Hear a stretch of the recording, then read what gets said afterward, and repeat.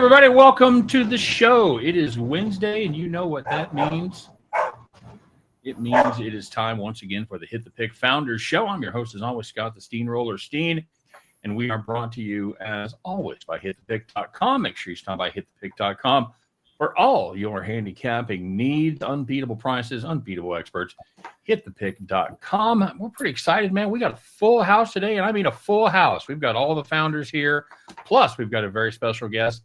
You know what that means? It's got to be NFL. It's got to be football. All these guys snoozing during baseball. Loud can't make it. Is a bet. We've got a full slate of NFL preseason action. We're anxious to get to it. Let's meet the panel real quick, and then we'll get rolling. First of all, he is the king of Washington cherries. You know him, you love him. If you've ever been to a goat show, you've probably seen him there too. He's a true Renaissance man. It's Loud Esmond. What's up, Loud? Doing well. It's 69 degrees and misting and gray here today. And so where I used to be in the Inland Empire, Southern California, it's 105. So feeling much. All right. Well, thanks for that weather update. I know we all appreciate it. If anybody's heading to Washington, you know what to expect, or the Inland Empire. Speaking of the Inland Empire, you don't get a lot more inland than this cat, and you don't get a lot more empire than Las Vegas. I don't even hardly recognize him. He looks like he's 12. He's got no facial hair. Looks like he's freshly shorn. Still in the closet, though. It's Sniper West. What's up, Snipe? One of these days, I'm going to make it out of the closet, and I'll let you guys know when I do. But, yeah, living the dream here in Vegas. It's only 86 degrees here. It's hard to believe in Vegas, 3 o'clock in the afternoon, 86 degrees. But I'm not going to complain. It's been pretty nice lately.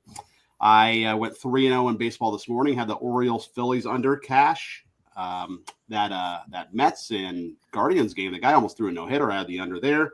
And I had the Cubs, and I have the Marlins right now. They're up 5-2. So, you know, when you're starting the evening 4-0 already, you know it's going to be a good day. Doesn't suck. Yeah, I had the under in that Cleveland game. That was a no-brainer. Took a little underdog spin on the Rangers, and they couldn't quite close the deal, losing 3-2 to the Yanks. But yeah, we got a couple more big ones going tonight. Right below Wes there in your in your Hollywood Squares version of the show, it's David Delano from Houston, Texas. I guess there's only one question, Dave. How's the weather? It's hot, man. Rare to haven't been outside too much today, but it's about 90. But okay, yeah. You have any place to go today? You have any early baseball action? No, baseball action. Well, no early baseball action. 9-1 on my last 10 plays. I have one baseball play going today. It's actually not underway just yet.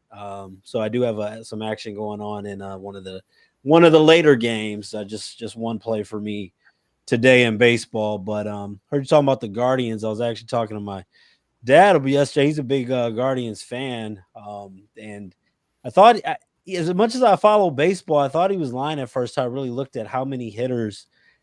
I can't remember the last time I've seen so many guys batting 180 on a major league team that actually continue to be in the lineup each day. They've got like 6 guys on that team batting below 180.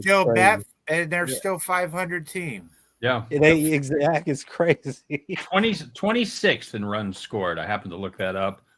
Thank God for the Royals and Pirates, or they would be in even worse shape. Speaking of worse shape, man, if you catch this guy anywhere around midnight, he's going to be in worse shape for sure. Straight out of Philly, yo. It's Tom Macrina, a.k.a. Rye Cape, if you're nasty. What's up, Rye? How's the weather in Philly? Actually, it's not too bad. I'm loving it. We're like 75 degrees today. It was beautiful. I actually want to be outside, not sitting here with you guys inside. I think if this handicapping thing doesn't work out, you've got a future as a weatherman. It's beautiful. Great weather. I think so. Yep. Unfortunately, yes. Today, the weather was beautiful. My plays were not. I've been rolling hot, and then all of a sudden today happened. I think I went 0-3 on my premium plays. I did win my free play, so if you go over to the site, check out my free plays, you're getting winners all the time. Okay, so get over to the site, check out his free play that's already won for today. When you mention rye, I just automatically think old-fashioned. Yes. With a nice Washington cherry. Yeah, you do. Okay. Last but certainly not least, he's our very special guest for today. This man's a heavy hitter when it comes to handicapping. It is Griffin Murphy from Doc Sports. Griffin, where are you at? I'm currently in Chicago as of right now, Scott, but I will be making my way right back to Las Vegas come September 1st. So getting ready to get back in Vegas, out in the mecca of obviously sports handicapping. And everybody's talking about the weather. I've got to say, I always dodge Chicago for this specific reason of the weather. Beautiful today, maybe mid 70s, lower 80s, a little bit humid. I did a show earlier with Tony George, then went outside. I've got the Rays right now on a premium selection over at Doc Sports. So I was watching the game, laying out by the pool, and I'm not happy to be back on the show with you gentlemen on Hit the Pick. So excited to obviously get the stuff rolling with you guys, and couldn't be happier to be here, Scott. Great to have you, and so I'm happy to say you've just about lost that Chicago accent. We can't even hardly tell. So very nice. Well, I get it real bad in Vegas. I get it very bad out there. I'm sure, man. I used to travel, and whenever I was I'm from Kansas City. Whenever I was in the north, people would think I was like from Texas, and whenever I was in the south, they're like, "Oh, you're from Minnesota." I'm like, no. I get Boston. all the time. Yeah, there's some similarities, but you know what a yard and a car are. Yard and a cat. So Fair enough. Not quite Boston. All right, guys. Hey, man, let's talk some NFL. We got NFL games for the next 4 days. I'm excited. I don't care if they're preseason. I don't give a damn. It's something that doesn't involve baseball or WNBA, MASL, or Hey now. MASL. We love betting on the MASL. All right, let's kick it off. And I know we can't touch on every game, but let's talk about this Indianapolis-Baltimore game real quick here. Baltimore, under Harbaugh, used to be automatic money. Won like 17 in a row, covered the spread. It was like 15-2. But things haven't gone so well lately as far as preseason bets with Baltimore goes. And they're taking on an Indianapolis team that wants to take a look at both quarterbacks. And the preseason is the time they're going to do that. Indianapolis currently 4.5-point favorite over there on FanDuel. Griffin, how are you looking at this game?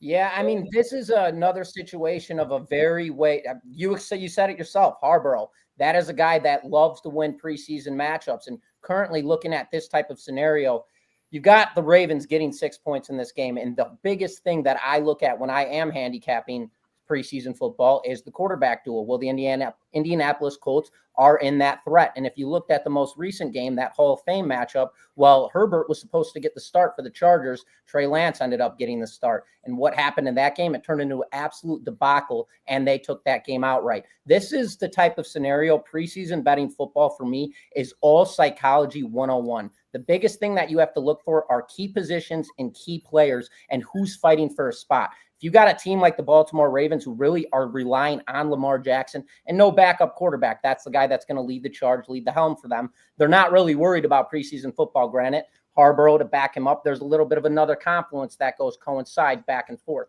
But the Indianapolis Colts here, the way you can look at this is they have motivation. They're fighting at that quarterback spot with Richardson right now. So they're still trying to find those key components. And the Indianapolis Colts, I don't have them power rated very high to go far this season. So they're going to have to give everything they've got as far as their core players to be distinguished, to be the best guys that they can be throughout this trial going into the NFL season. So when I look at a game like this, laying 6 points, it's a lot of points in a preseason game. But in our most recent matchup, there was still a pretty decent spread gap in that Lions-Chargers game. So in this matchup, I'd lay the points with the Colts in this one. Everybody's kind of been accustomed to that psychological aspect of Harbaugh. This guy loves to win preseason games, loves to sweep, loves to enter the season on a winning mentality. And I get that, but at the same time, it's become too publicly known. And as this is getting more and more public, you kind of have to start reverse flipping it. So in this game, I like the Colts with Richardson at that quarterback spot in the fight to win that position. So I'm on the Colts here, and I'd lay the 6 points here, Scott.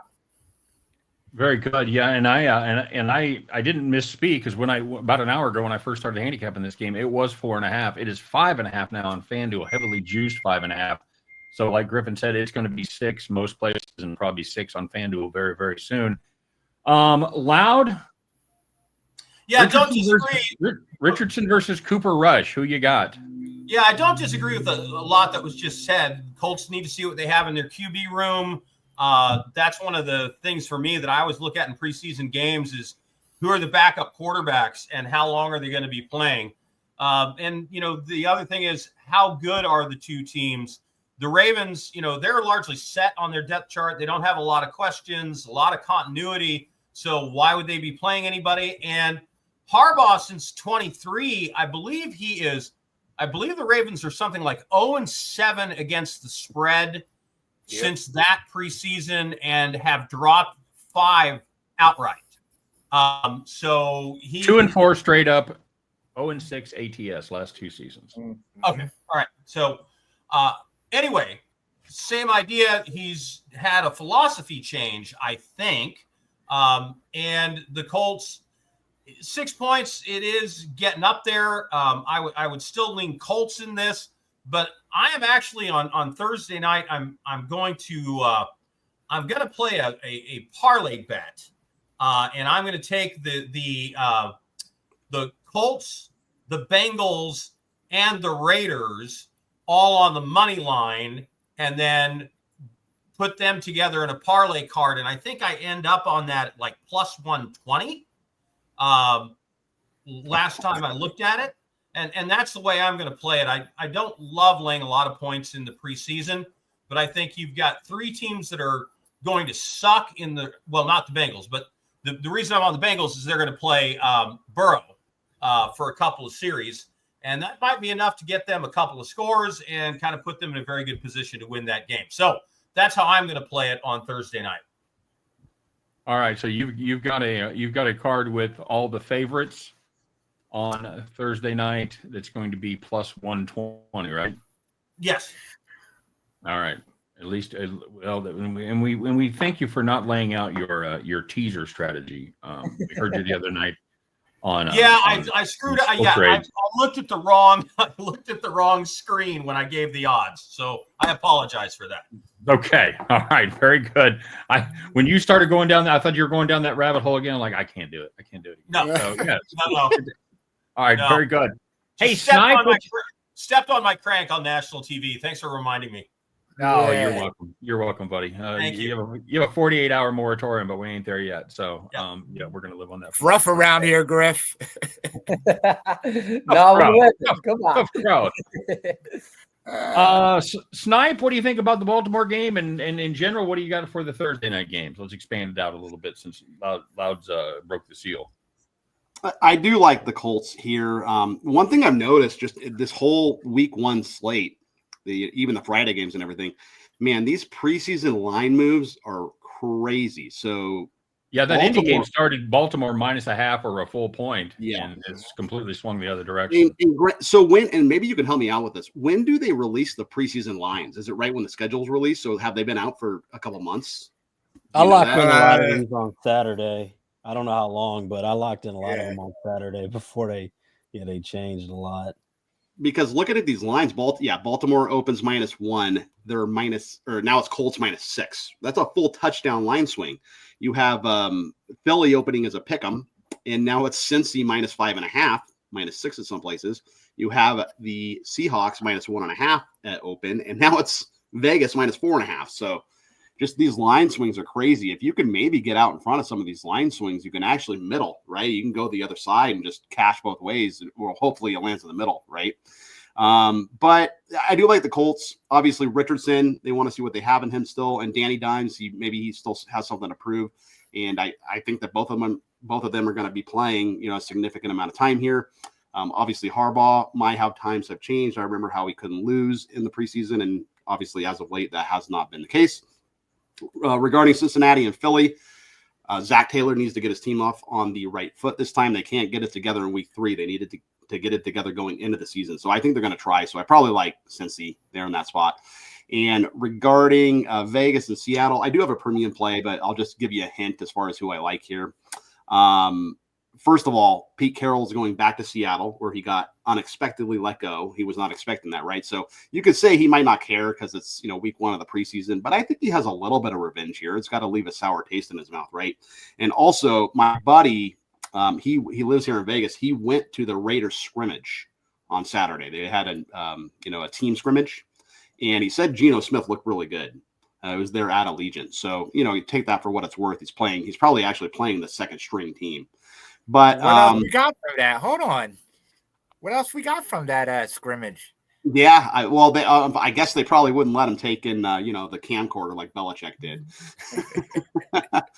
But you could probably see where I'm leaning on that game. But I will have a premium on that. But I probably like Cincy here to cover that. It's a big number, -6, but I like Cincy, and I do like the Colts too.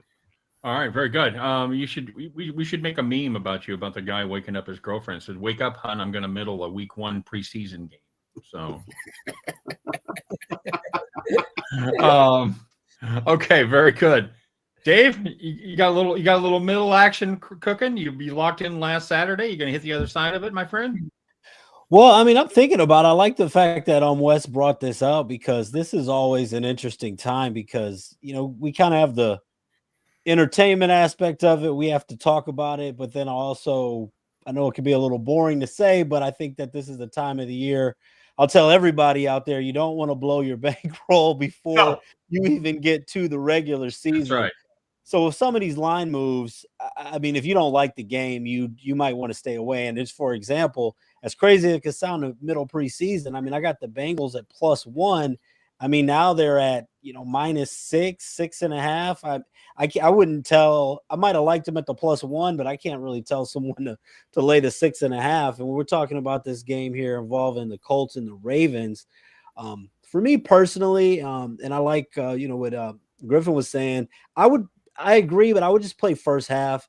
I would go ahead and lay that 3.5 with the Colts in that first half, because I kind of feel like if they're not winning by at least 4 at the first half, they probably don't do it for the whole game. So many of these games that that last quarter and a half get decided by guys that we haven't heard of who aren't going to make this roster. So I'd probably want to just completely, with a number like 7, just take that second half out of it.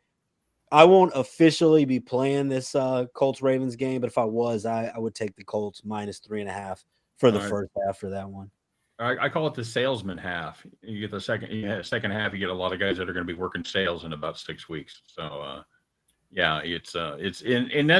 and we saw it a little bit in the Chargers Detroit game, where the first half landed 28, and you're thinking, oh man, my 32.5 is golden, which it was, but they only came out and scored 14 in the second half. So there was definitely a slowdown in both the point total scored and the quality of football that was played. So you bring up a very good point about playing first halves in the preseason. That is a definite strategy, especially as we go forward and we start seeing more starters that are going to play a quarter, a couple series, something like that, where the first half could be a very significant advantage, closer to a regular season game than the second half will be for sure. Tommy, what are you locked into? Yeah, so with the Colts game, regarding that, I agree with Griff. I think the Colts have a lot of positional battles, not only the quarterbacks, but on the defensive side as well, that I just think they're going to play well. No opinion on the Eagles. They're not good in preseason. Bengals, they really aren't either, but I guess they're trying to be now, since they can't win the first 2 games of any season. Raiders, I have a premium on that. I do like a couple other games. I like Atlanta. I think that's on Friday night. They play Detroit. Okay. For the same reason, I think they have a lot more positional battles than Detroit does. Detroit already has a game under their hand. But how much does Detroit want to do in this situation? Probably not so much. They just played last week. There was another one. Hold on. Nah, I don't know. I forget. Okay. But I had another one. No, I'll make it a free play when I figure it out. All right. Very I good. have my notebook downstairs. Yeah. All right. You got a computer though, right? Yeah, but Okay. I'd like to write shit down. No kidding. Wow. All right. What old school? I carry around a backpack with me, and yes, I walk around, and when I want to write something down, I put it in my notebook. So I always have my notebook. Sometimes I make a bet on the road. I write it in my notebook so I can make sure to put it in the computer when it's time. You send it by carrier pigeon when you make that bet? How do you make your bet? If you're Man, I could no. I mean, I do it on the phone, which I hate. Okay. Okay.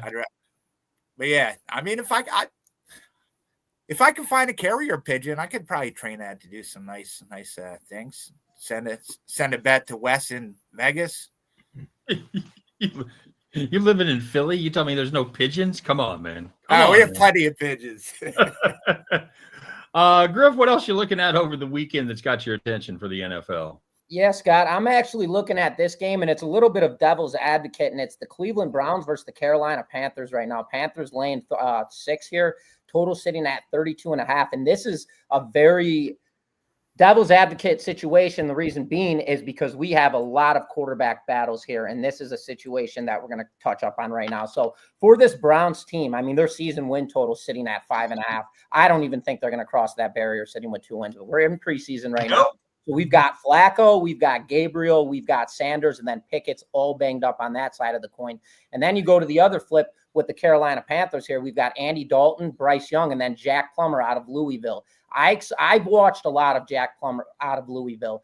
He's a good quarterback. He's a very iffy when it comes to his control. His touchdown to interception diversification is not very strong by any means, but when Plummer comes locked in, he's locked in. Bryce Young, obviously, he's going to be very limited in this game, as well as Andy Dalton should be limited in this game. But at the same time, Andy Dalton is your star second-string quarterback. So you look at a game like this, and you have a current line sitting at 6 points.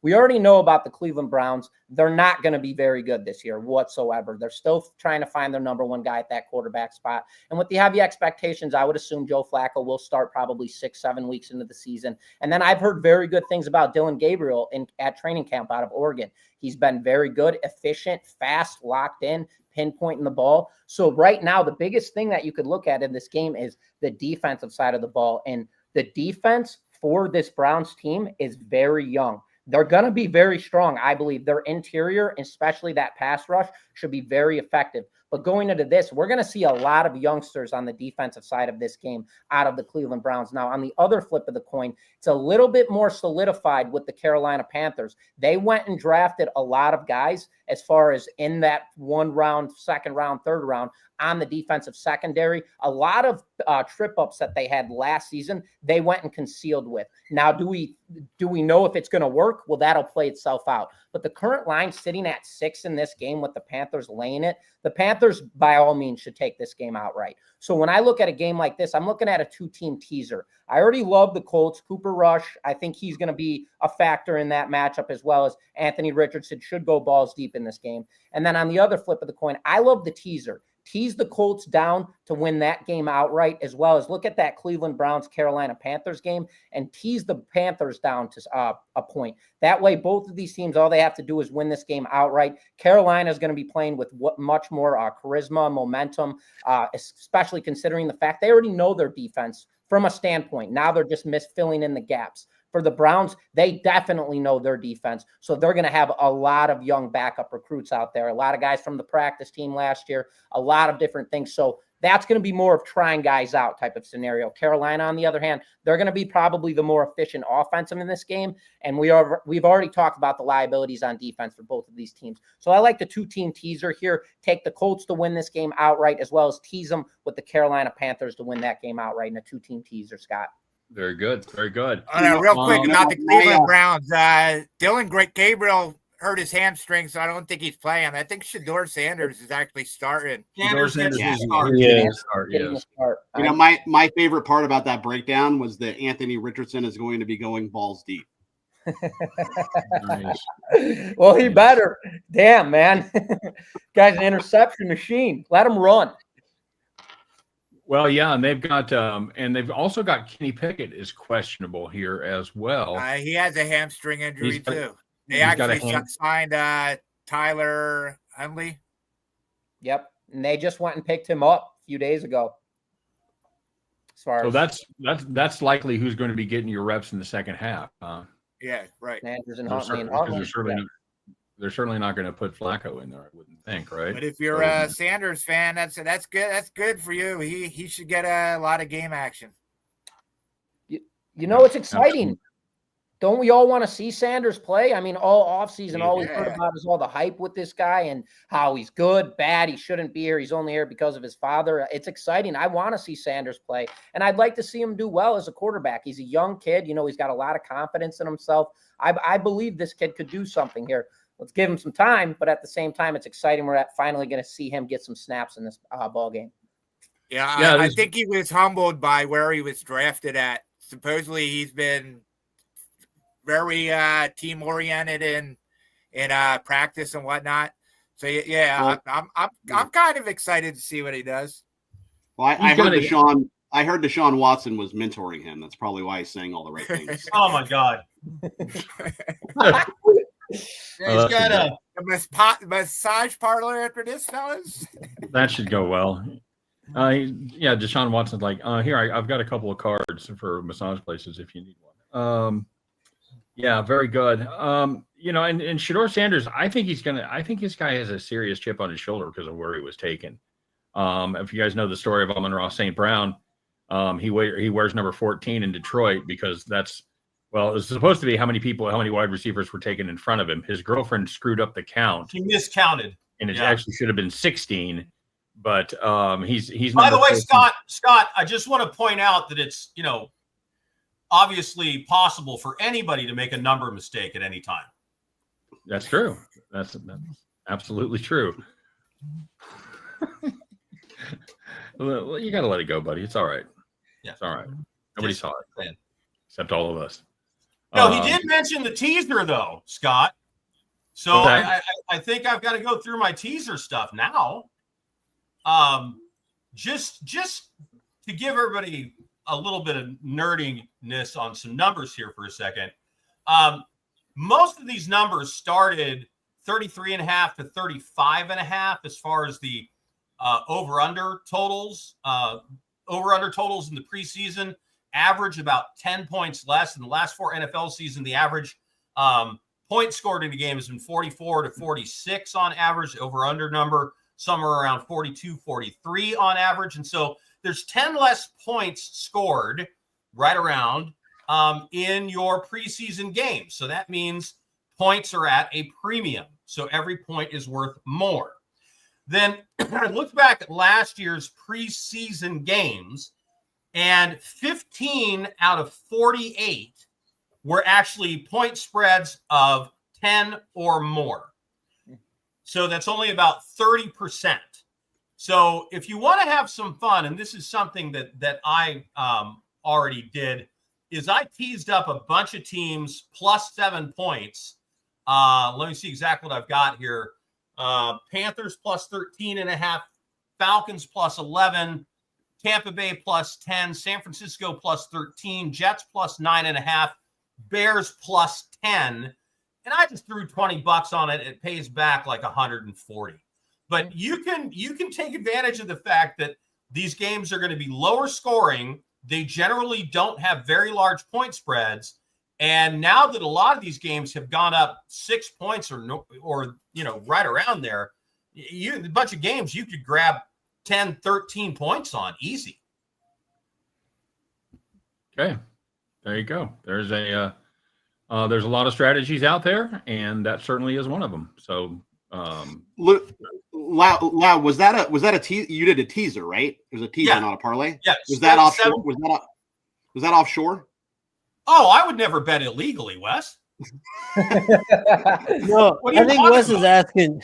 I think Wes is asking though because there's some books that don't let you do the teasers this early in the week. So he's trying. There are some. There are. As a matter of fact, you're absolutely right.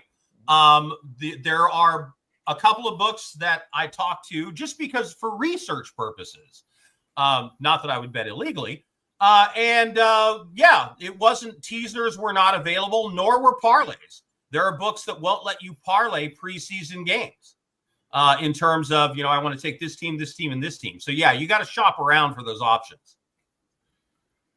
You know, it kind of reminded me of something, and I want to get Griffin's take on this, and we haven't even talked about this as a group.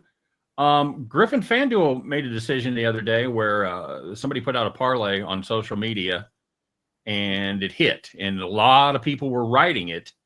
So they have now said that what they're going to do is pay out the amount of money that the largest bet would have collected, but except they're going to split it between all the people who have that parlay. That's right. That is correct. So, Griff, I was wondering if you were following that, and what your take on that might be. What is that? You should have asked him if he posted it first. That's honestly very interesting take. I will say, I don't know how exactly they are tracking that. It's got to be through some type of IP cookies or something along those lines. Now, I've ran into similar situations for myself. I don't know how deep I can get into this, but let's just say that I was putting out wagers and there were other wagers that were also correlating with the wagers that I were putting in, and there was mass volume behind them. Now, I got stopped from the book. I got called, and they threatened my withdrawal and had told me it was tracked through devious other situations and other people putting in the bets, and they're all the same.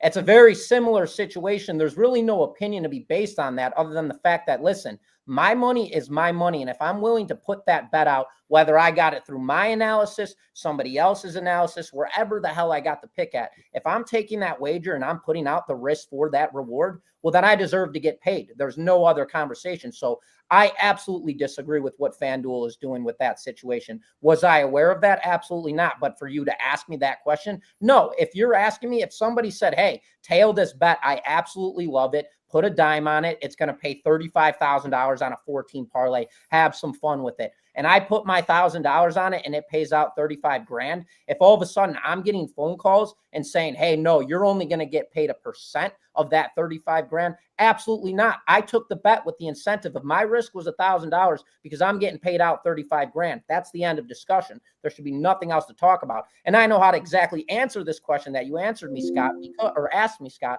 because I have gotten that phone call before and have had to speak with the book and the manager and the top manager to get actually paid out. So I know how that goes. And I totally disagree with that factor. So yes, I am full disagreement. What you risk, that is your reward. End of discussion. So if it doesn't win, Scott, do they give the money back? Yeah, that's my biggest problem with it. Right. If it lost, you won't hear a thing from the book. It's a one-way street. But they have, like DraftKings, when they make the the parlays, they'll have like 10K people are on this or 15K people are on this to because get you to be one of those people. FOMO. Because they've made a parlay that's advantageous for them, right? As far as the odds and the payout goes, I can't. I'd have to go back and go through my T&C with a fine-tooth comb at FanDuel, but I can't believe there is a legal leg to stand on there, because that seems like you are switching policy in the middle of the game. It's the casinos bar you for like counting cards, something like that. Something that is very state to state as far as the legality goes. But it's funny. They only want to be on one side of it. And if you come back at them and you say, but I've got an advantage here. And they say, well, that's not what this is designed for. It's just designed for entertainment. It's not designed as a money-making thing. And it is absolute complete bullshit. Just like you said, Griffin. No question about it. I don't mess with FanDuel. So there was a guy in, I think it was Illinois, or maybe it was Indiana, and Caesars did not want to pay him out because he maxed out, like they cut him off at $1,000 on a college basketball game or something like that. So he put down his $1,000, took his ticket, and then he went and betted at every single kiosk in there, right? Because the kiosk kept taking the tickets, and then he came back with all the tickets, and they wouldn't pay him out on the kiosk bets because they said, no, we already capped you at $1,000 on the game. So that's is anybody been limited? Griffin, did you? Yeah, that's actually, yep, Scott. That's actually how I got on Doc Sports. Quick little funny story. I got limited on Bovita, BetOnline.ag, Bet.ag, I shouldn't even be saying all these. Yes, I got limited on a lot of books. So I sent an email out looking for a new book, explaining what happened to me. And the owner of Doc Sports, that's how me and him actually got in contact. He said he didn't have a book for me, but my story was interesting. So I ended up flying out to Las Vegas, showing him all of my numbers and everything like that. Small little story. But yes, I've been capped off on nearly every single offshore book that is currently being used. I can't use Bovita. I can't use BetOnline AG. I can't use, I'm not going to say the other one, but yeah, there's a lot of books that I've been capped on. And they don't shut you down. They just bring a 10K bet is now $1,000 bet. Then all of a sudden it's $100 bet. Then all of a sudden I got $10 to bet with. Okay, $1.85. Ridiculous. Yeah. So yes, absolutely. Yeah, I've only been limited on BetOnline, and it was politics. I can bet on anything else. I'm limited to $10 on political bets. That's how it is for everything. Wrestling's the same way. Like I mess with the WWE. I'll throw $10 on it, whatever they say I can. Yep. Which I think it's going to ESPN, Tom. You hear that? Yeah, I saw that. I'm not a fan. Yeah. Man, I like to watch it on Peacock. Yeah. It's so goofy. But the thing about wrestling is, even though the outcome is pre-decided, it is a real physical athletic competition, or at least an exhibition. The thing, when you're jumping off the top rope into an announce table that's 10 feet away, that's not a trick. You're really doing that. Your body is really hitting with all the force of being 10, 12 feet in the air and landing on a table. So, if you're watching it, and I think there's Tom, you never bought any of the belts or anything, did you? Yes, of course Okay. I did. Okay. What do you mean? What do you mean? See, I was gonna say, as long as you're not like deep into it, buying the belts. Yeah. I got shirts, hats. I got plenty of memorabilia for wrestling. I'm okay with this, especially like the 80s, 90s, early 2000s. Absolutely. Tom, how many of those events have you been to in person? I've been to a whole bunch of them. Yeah. Have you been to wrestling a lot? Have you been to pay-per-views, the big ones? I've been to WrestleMania twice in Philadelphia. Yeah, SummerSlam I've done a few times. I've done the Royal Rumble, whole bunch of random shit. Nice. I'm not into it like I was back in the day, but yeah, I used to go all the time. It's a lot of fun. It's a lot of fun to watch. It's not as good live as it was back in the day, though. It depends on where your seats are. My daughter, I've told you guys this before, she's got the hookup at her office where she gets the occasional suite, both for the arena and for like the Royals games. Oh, yeah. And she's got it a couple times for like Raw, for Monday Night Raw, never for like the pay-per-views. And you lose a lot by being, if you're sitting ringside, that's got to be a blast. Where they're scrapping in front of you and they're coming over the barricades right in your lap and stuff. That'd be some fun. But watching it from the suite and then like at the 50-yard line, that's not good. Monday Night Raw, when WCW and WWE came together, The Rock was choosing if he was going to go on the WCW side or the WWE side. I was there. Okay. I was in the third row. Nice. I actually have the chair somewhere in my house of that. Like if you sit in ringside, you bring home a chair. Is that a Philly? Is that a Philly thing or is it an actual rule? Everywhere. Okay. If you sit in the front, you're bringing home a steel chair, commemorative chair. Okay. Good to know. Anybody else wrestling fans at all? Are we just speaking Latin here? Griffin, you mess with wrestling? Wrestling is not my thing, Scott, I will say. But I'll tell you what, it's hysterical. Hearing Tom talk about it. I mean, you got it to the T, man. I love this guy. and you can absolutely make bets on it. Yeah, you can. Tom, do you make any money on SummerSlam? Yeah, you can't. They don't let you put enough money down. Yeah, I think even like if you're not limited, you're probably limited to like $50. Yeah, I don't think anybody's putting $50 on. Nobody. Thing. Tom, do you bet esports at all? I can't get them out here. Oh, okay. Yeah, no. So that's another thing. Esports, I used to absolutely crank, and I know you used to play in the MLG as well. So I used to do a lot of Counter-Strike betting, everything like that. They limit your bets as well. Got me down. They used to have it on. I don't know if you know what Fliff is, but they used to have it on Fliff. So I get on there and see what I could do, but they got rid of it. I know Kirgo does. KIRGO. Kirgo. They take them. That's another one you could go and check out for sure. Okay, very good. Anybody else mess with esports? The Rocket League? Yeah, Rocket League's what nice. else? Huh? Rocket League's nice. Do you play? I haven't played video game. I couldn't tell you last time. Okay. My son got me into Yeah, Rocket League. when Rocket League came out, that was the end of Rye Cape's career as a gamer. That was your last sport? Yeah, pretty much. Rocket League was. Very good. Okay, I feel we've veered off the path here a little bit. I hear a lot of silence from the other three guys in the room. Loud, you big Rocket League guy? I have no idea what that is. It's car soccer. Soccer with cars. Yeah, it's basically what it is. It's and I like I said, my son got into it in college. He came home and I played with him a little bit and thought I was pretty good. Then I started playing actual people that were good and found out I was terrible. And that was pretty much the end of my gaming career. About the same time Rye Cape was hanging it up, apparently. Yeah.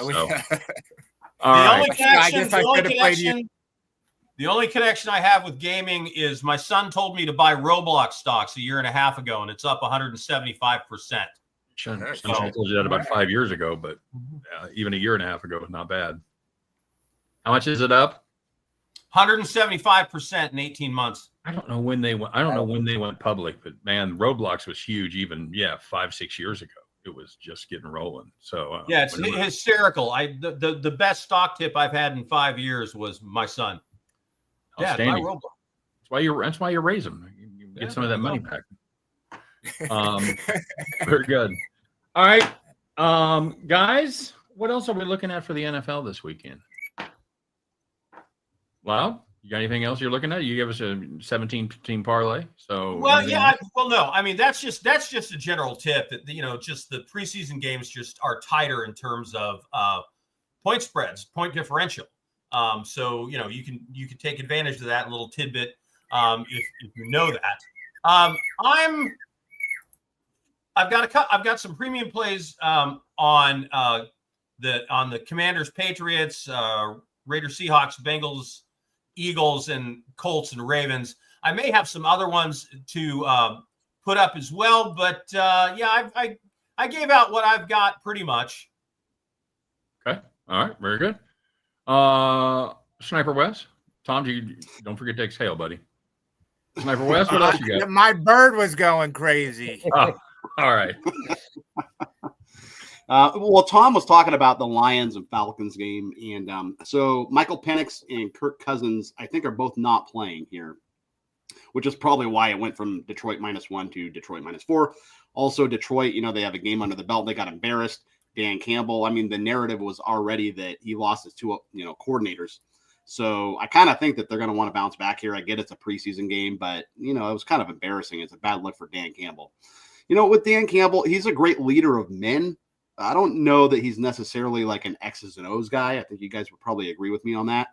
But he's going to have his guys ready. So I kind of like Detroit here in the spot on Friday night. Okay. Just a quick question. You know who the third stringer is for Atlanta? I don't. I was going to say I have no idea who it is. I didn't know who it was either. I just looked it up. It's Easton Stick. The kid that used to back up. He's supposed to get a lot of reps too. The guy that was in Chargers forever. That's right. Okay. That's right.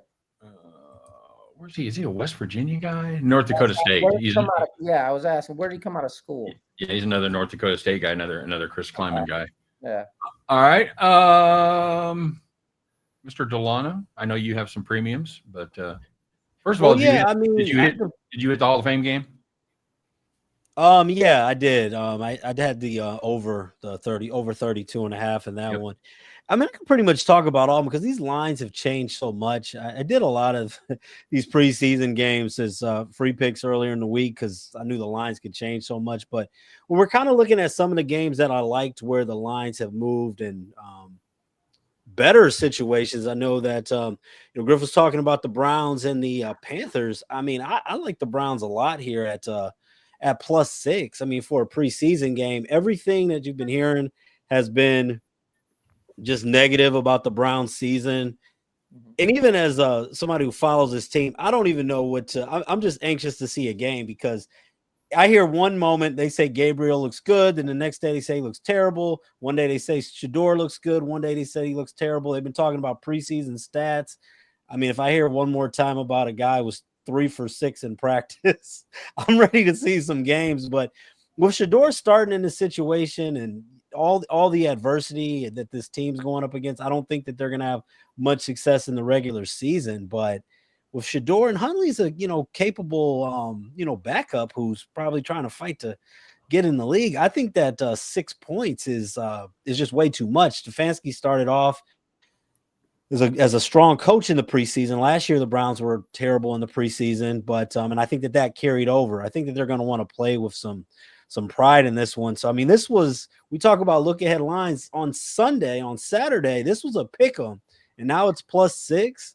I like the Browns at the +6 in this one. And another one too, I like the Giants as well against the Bills. That one hasn't moved too much. It was 2.5, but it's still a 1.5 now at this point. I think for the Giants, I think that they have a lot more to prove too. I know that McDermott has been a good coach in the preseason as well, but for the Bills, I don't see why you would risk it much. It's, hearing conflicting reports that the Giants may play some of their starters. This line hasn't moved too much. So I like the Browns. I like the Giants. And, the Raiders line has moved quite a bit. I loved the Raiders when you could get them at the money line at -125. Now it's 4.5. That's a bit much, but I still think that the Raiders are worth a small play in that situation as well. And I like the Titans against the Bucks. That line's moved. It was about -1. Now it's about -3. But Cam, the Titans they were 3-14 last year, but they were 3-0 in the preseason. 3-0 preseason, yeah. And they've got Cam Ward, so I like the Titans as well. So Titans, Browns, Giants, and even though the line, I don't like the movement at this point, I still ride with the Raiders. So that's and here's Dave, you're hitting on a strategy that I like in the preseason, which is teams which are going to really suck in the regular season tend to win in the preseason because it's the only time they're going to win. And so they've got to generate some excitement. They've got to put some fans in the seats. They want to sell some season tickets. I know none of that is supposed to matter to the coach and to the players, but it just from watching football for as long as I have, and I think it's longer than anybody else except for Steen and I are close. But I mean, the rest of you were like young. So the fact is you can just watch teams that are going to suck in the regular season do tend to win in the preseason because that is their opportunity when they're going to win. And on my list, you got the Raiders, Browns, Jets, Titans are all on that list. Okay, very good. When they go to 18 regular season games, are they going to cut the preseason down to 2? Probably. Yep. Yeah. God, that's going to be some ugly September football. That is, hey, it'll look like the USFL. Well, we saw it last year.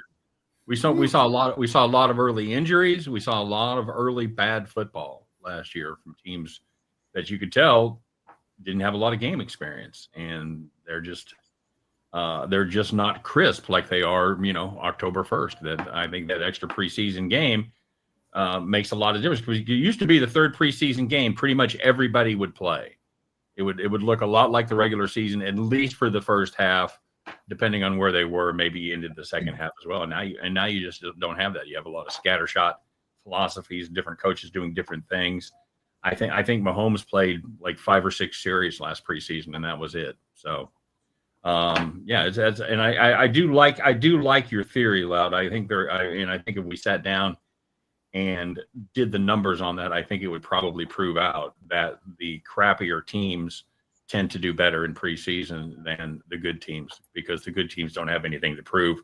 I think the crappy teams want to get momentum going and they want to come out of the gate strong and give themselves a shot. So, Tommy, what else are you looking at this weekend? Nothing for football. Actually, I'll have a baseball play for tomorrow. The numbers should be populating now, but there's only 4 games. But Miami is playing in Atlanta. I think Miami is going to be, -120. Perez is pitching. He's quietly been a guy that nobody's talking about. His last 5, he has a 1.29 earned run average.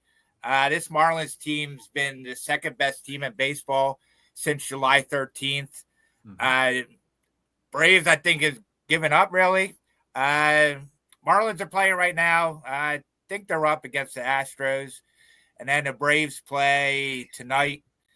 But yeah, when a number comes up, I like that -120 to -125 on the Marlins if you can get them real quick.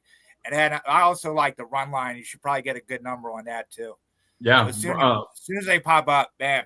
Like he's Perez is pitching. Marlins playing really quietly good baseball. They just swept the Yankees. Yeah. And their pitching is coming around a little bit. They're starting to hit.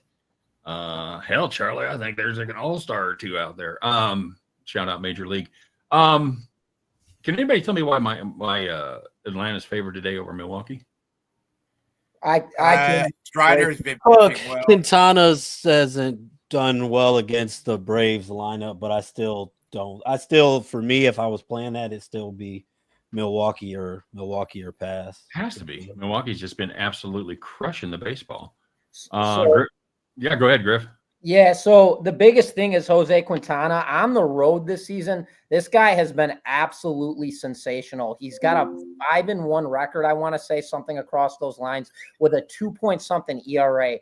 But this goes into coincides. His lifetime ERA against the Braves, as you just mentioned, if I'm not, I don't want to say your name wrong. David. Yeah, of course, David. Yeah. As you just mentioned, Quintana has not performed well against the Braves. He's got a lifetime 6.62 ERA in 10 games of work with a 3.6 record, 50 innings of work on in his career against this team. And right now, Spencer Strider will be getting the start here. He's been very good at home this season. Despite his 3-4 record, he's got a 3.07 ERA, which is extremely dialed in. His lifetime ERA against them is also very strong. And then going down the line right now, this Milwaukee team, they are 8-2 in their last 10 games on a nice 5-game winning streak. Atlanta's playing not very good baseball whatsoever, and they're on a 2-game losing streak. So the way that I look at a game like this is we know Quintana struggles against this team. So we have a little bit of an expectation he's going to get banged up tonight. He also pitches very good on the road, so that could also influence us to bring that median down a little bit when it comes to run scores. Where I'm going with this is a total. Spencer Strider, he's got that 5-8 record, which is very deceiving for the Atlanta Braves. They don't hit behind him. That 3.71 ERA is dialed in. And as I mentioned, at home with a 3.0 ERA, that's very strong with 77.2 innings of work on the season. Strikeout to walk diversification for Strider has been absolutely sensational. 92 strikeouts and just 32 walks. He's been dialed in. The thing is, you don't ever want to time a situation like this. The play here is the Braves, but do we want to back them? Absolutely not. Not going in front of a Milwaukee team that's won 5 consecutive games. So that total sitting at 7.5 runs, I'm going to have to back the over in this matchup with the expectation that this is going to be one-sided, that the Braves are going to be the team that comes out on top. But at the same time, I believe Quintana is going to get banged up in this game. And I believe we're going to see Spencer Strider hit his median and allow around 3 to 4 runs in this game, which we have a total sitting at 7.5. It's low, and that's easily tracked. All you have to do is check the splits on what Jose Quintana has done on the road this season, and he's been absolutely sensational, under a 2 ERA. So that's what's bringing all this public money, and it's scaring people. But at the same time, we know what Spencer Strider did all the way back in the 2023 season. This guy was one of the best names in all of baseball when it came to pitching, 12-5. I mean, this guy's records were insane, and his ERA wouldn't blow past a 2.50. Anything under that was his par. So with all of that being said, looking at a game like this, we have to look at this and look offensively. Who's going to get banged up in this game? I believe Quintana is going to give up runs. He's had no success against the Braves in his career. Everybody's going to bite on the trap that he pitches very good on the road. And then for the Braves, Spencer Strider, that's a massive name. So that brings in that confluence that he's going to be locked in tonight's matchup. You're going against a team that's won 5 games in a row and is carrying a lot of momentum, 8-2 in their last 10 games. Give me the over 7.5 runs in this game. I believe also the Braves take it. That's not something worth betting. You're not going against a team 5-0 in their last 5 games. That's like trying to. I'm betting it. The number has gotten good enough. I feel like the number has gotten good enough that you can bet it because so many people are betting on Milwaukee. It's down to. I'm not going to come on the show and say I'm doing it, but I feel you. But yeah, we went from 150 to -125. I think the Braves win too. Yeah, I'm on 50 it with number. Okay. Fade the popular dog. Everybody wants to take Milwaukee. They're the best team in baseball. I understand it. I think the Braves are the right side. I'm with you, Tom. All right. I don't trust that Braves bullpen. I just don't. How about the first 5? What's that? You know, regarding Go ahead, Wes. regarding some baseball. So there was once a famous American icon. I'm sure you guys have heard of him. He was a famous author named Mark Twain. And he once said that nothing is guaranteed in life other than death and taxes. He was very wrong, because nothing is more guaranteed in life than death, taxes, and the over at Coors Field in the month of August. Because let me tell you something. Starting the month of August, let me just run these numbers past you. The Rockies beat the Pirates on August 1st, 17-16. That was the game. If you remember, they were down 9-0 in the first inning. They came all the way back and won 17-16. Just that extra Then point August 2nd, yeah, right. August 2nd, 8-5, then 9-5, then 15-1, then 10-4, and then today, your Toronto Blue Jays beat the Colorado Rockies 20-1. That if you guys want my premium card, or if anybody listening to this, if you want my premium card throughout the entire month of August, whenever the Rockies are at Coors Field, I'm taking the over. It's a blind bet, and I'm going to do it, and I'm going to bet it personally. It's just cash money. It's easy. Yep. Hit them high and watch them fly. Absolutely correct. All right, very good, guys. I think we've covered some ground here, and of course, I want to thank Griffin for stopping by. Griff, you got any final thoughts? Any other games, the teams you're looking at that you want to share with everybody? No, nothing in particular. I feel we pretty much covered everything on the slates as far as today and rolling into this weekend as far as football. But I do want to say thank you guys very much for having me on. Scott, Loud, Sniper Wes, as always, Tom, David. I appreciate each and every one of you guys. Everybody very knowledgeable in the handicapping space, very sharp bets that have been put out. I've learned stuff myself from you guys. Very enjoyable show, definitely, and would love to jump on board with you guys again sometime. We will definitely take you up on that. Where can we find you? People want to look for your plays. Where can we find you? Where can we find you on socials? Yeah, so head on over DocSports.com. You could find my premium selections over there as well. And then I'm all over social media. My tag @GMurphyWins. You can find me on Instagram, Twitter, and TikTok. That's pretty much all of my locations as far as socials. And then obviously if you're looking for my premium selections over at DocSports.com, Scott. Very good. Very good. Thanks so much for coming on. Yeah. Thank you guys. Thank you for having me. Appreciate it, man. And I want to thank all the founders for being here.